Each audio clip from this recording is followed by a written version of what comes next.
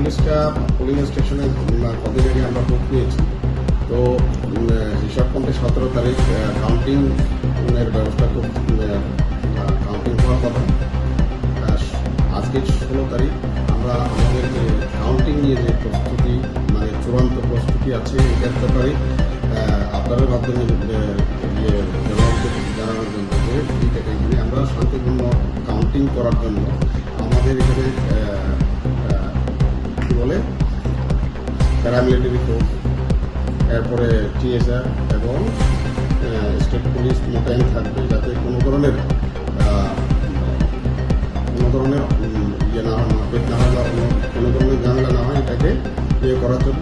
আর তাছাড়া যে পলিটিক্যাল পার্টির সঙ্গে আমরা মিটিং করেছি যে তারা সাপোর্টার নিয়ে আসবে কি আসবে না সেই ব্যাপারে ওনারা সম্মত হয়েছেন। একটা জিনিসে আমার ভালো লেগেছে যে প্রত্যেকটা পলিটিক্যাল পার্টি শুধু 50 জন সমর্থক নিয়ে আসবে।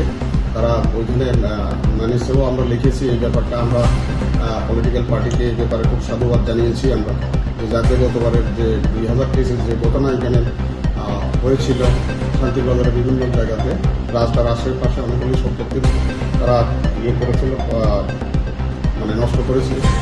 তো সেই জন্য আমাদের এখানে মূলত 12টা কাউন্টিং টেবিল থাকবে, আর আরও এখানে একটা পোস্টাল ব্যালট গণনার জন্য একটা টেবিল আলাদা করে থাকবে আমাদের এখানে। আর 8টায় কাউন্টিং হবে।